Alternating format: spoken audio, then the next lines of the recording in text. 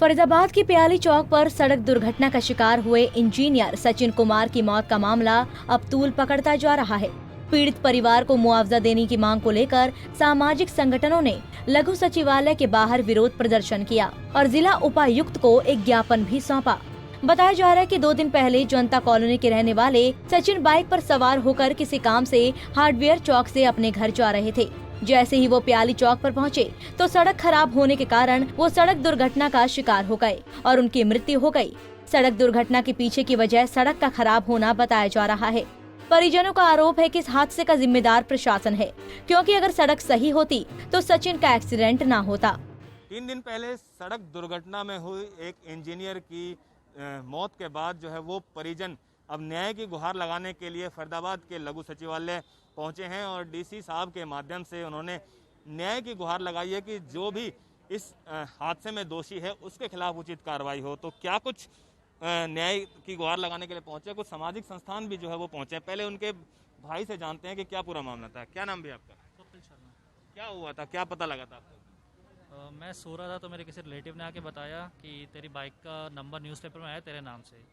तो मैं बोला भाई बाइक लेके गया, तो मैंने भाई के नंबर पे कॉल करा। तो पहले 1-2 बार किसी ने उठाया नहीं, फिर किसी ने उठाया और बोला मुझे सर पुलिस स्टेशन में आ जाइए। तो हम वहाँ गए, वहाँ जाके पता लगा कि ऑन द स्पॉट ऐसे डेथ हो गई है। फिर बाकी मेरे ताऊजी थे मेरे साथ, मैं ताऊजी को बुलाया, सब आए। फिर ताऊजी ने आगे जो भी कार्रवाई करी, FIR जो करी, फिर ताऊजी ने करवाई सारी। क्या नाम है जी आपका? क्या नाम है? राजकुमार शर्मा।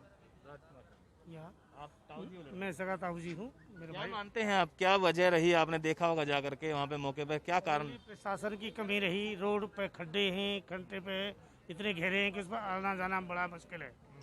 बच्चा, ये मेरा चीफ मैनेजर लग रहा था चेन्नई में, ये 8 दिन की छुट्टी में आया हुआ था। आज उसका बर्थडे था और 30 तारीख को उसने माँ के लिए एक फ्लैट बना के दिया था 11 में। उसकी रजिस्ट्री कराने के लिए आया था कि माँ मैं दोनों काम कर आऊँगा। तो हेड ऑफिस गया हुआ था। जब वापसी आया तो प्याली और हार्डवेयर और प्याली के बीच में इसका एक्सीडेंट हो गया। वहाँ कोई आघात, जो डंपर है उस तरीके से बिल्कुल कुचल के चला गया। उसके 1 घंटे बाद पुलिस ने उठाया और एक साधारण सी गाड़ी में उसको बीके भेज दिया।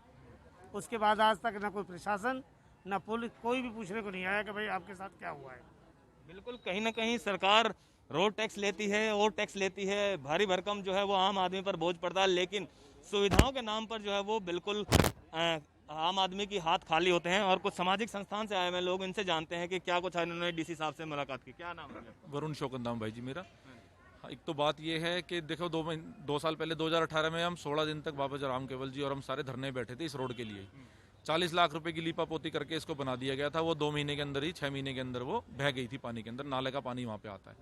उसके बाद दोबारा एक आपने पता है इनके ऐप बना रखी है सरकार ने कि किसी का गड्ढा की अगर फोटो है तो भेजिए, हम 24 घंटे के अंदर ठीक करेंगे। 24 महीने हो गए हैं, वो बार बार हम ऐप पे डालते रहते, वो भी नहीं हुआ। उसकी वजह से, गड्ढे की वजह से एक बच्चा ही गुजर गया। और वो आपको पता है ये इनके फादर नहीं थे, माता ने किसी तरह पाला था। और ये बेचारा आज बर्थडे बताया मेरे को, पता लगा कि उसका जन्मदिन भी था आज 2 दिन पहले। उस बच्चे की, इंजीनियर की डेथ हो गई। और सबसे बड़ी बात एक और बताता हूँ, जो ये रोडों पे चालान काट रहे हैं आज की डेट में 5100 10,000 का, इतने सारे कैमरे लगे हुए हैं, उनके बावजूद भी उन गाड़ी वो ट्रेस नहीं हो पा रही जो इनको मार के गई है। अब किस बात के, कहाँ CCTV कैमरे लगाए हुए हैं, कहाँ नगर निगम काम कर रहा है, कहाँ ये ऐप काम कर रही है, सारी हवाबाजी चल रही है और जिसकी वजह से हमारे आम जनता को भुगतना पड़ रहा है। आज क्या कार्रवाई चाहते हो अब आप लोग, इससे किस तरीके से इस बच्चे को न्याय मिले? हमारी 3 मांग है। मुआवजा, उचित मुआवजा बच्चे के लिए सरकार में जो प्रावधान है। दूसरा, एक उस जो केस है उस गाड़ी को ट्रेस किया जाए जल्दी से जल्दी। नगर निगम अधिकारियों के ऊपर कार्रवाई होनी चाहिए। और जैसा कि 15 दिन के अंदर लिख के दिया है डीसी साहब के, उनके नुमाइंदे ने, SDM साहब आए थे, उन्होंने कहा 15 दिन के अंदर हम रोड बनाना चालू कर देंगे। ये हमें चाहिए, रोड भी चाहिए और मुआवजा भी चाहिए। आपका क्या नाम है? नरेश शर्मा। नरेश जी, क्या कहना चाहोगे? देखो इस रोड के लिए हमने बहुत, हमारे विधायक भी है NIT से, नीरज शर्मा, एज ए विपक्ष हम लोगों ने बहुत ऑब्जेक्शन उठाए हैं इसके लिए कि रोड बनना चाहिए।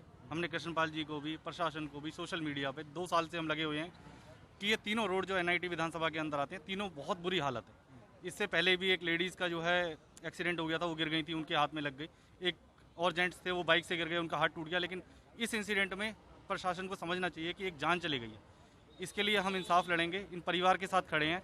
मैं पार्टी से भी, हमारी पार्टी भी, ये पार्टी का काम नहीं है, एक समाज का काम है, जिसके लिए समाज के लिए हम हर तरह से लड़ाई लड़ेंगे, इनके लिए साथ खड़े हैं। रोड की लड़ाई ये लड़ते रहेंगे। अगर किसी के ऊपर केस भी करवाना है जब प्रशासन के ऊपर, इसके लिए भी हम हर तरह से संघर्ष करेंगे। बाबा जी, आपने भी काफ़ी संघर्ष किया था, धरने दिए थे उस टाइम पे आप लोगों ने, लेकिन इसके बावजूद भी हादसा हो गया। क्या मानते हो, और इसमें अब किस तरीके से उस बच्चे को न्याय मिल पाएगा? देखो हम ये अभी जो प्रचलन है ना, वो भ्रष्टाचार का प्रचलन है, अकंठ डूबी हुई।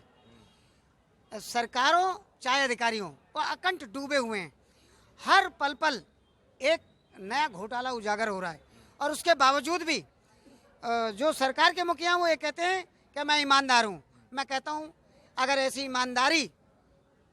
ईमानदारी अगर ये कहते हैं सरकार को, तो वो बेईमानी कैसी होगी? बड़ी अजीब बात है। 2 साल हो गए धरना प्रदर्शन, 40 लाख रुपए उस पर लीपापोती हो गई, और उसके बावजूद भी वहाँ कुछ नहीं हुआ। और यही नहीं, तमाम शहर की सड़कों का या तो वहाँ पशु घूमते मिलेंगे या फिर गड्ढे मिलेंगे। मतलब इंसान और पशु दोनों की जान को खतरा है। लेकिन इनके यहाँ हमेशा ये रहता है कि जी हम ईमानदार हैं, हम काम कर रहे हैं। अभियानों में और इनके बयानों में सिर्फ सरकार समाज सेवी है, राष्ट्र सेवी है, हिंदुत्व वाली है, गाय गंगा ब्राह्मण वाली है। इनके पास और कुछ है ही नहीं। क्या लगता है आपको कि आगे क्या रणनीति रहेगी, क्या आश्वासन मिला अधिकारियों से? देखो अगर FIR ये नहीं कराएंगे तो FIR हम कराएंगे नगर निगम के उन दोषी अधिकारियों पर। या तो ये स्पष्टता से जांच करा लें ईमानदारी से, और नहीं तो हम कोर्ट में घसीटेंगे इन्हें।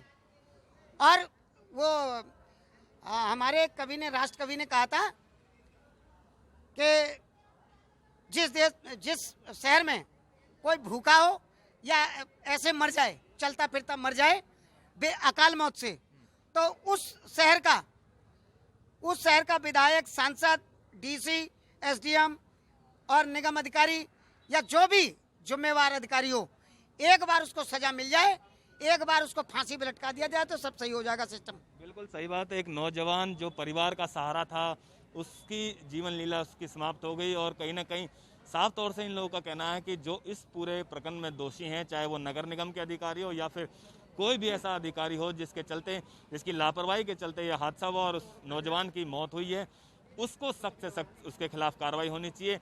अन्यथा इन लोगों को आगे चल के, क्योंकि इन्होंने पहले भी उस रोड को बनाने के लिए काफ़ी संघर्ष किया, लेकिन इसके बावजूद भी उन रोडों का हाल आज भी जस का तस है।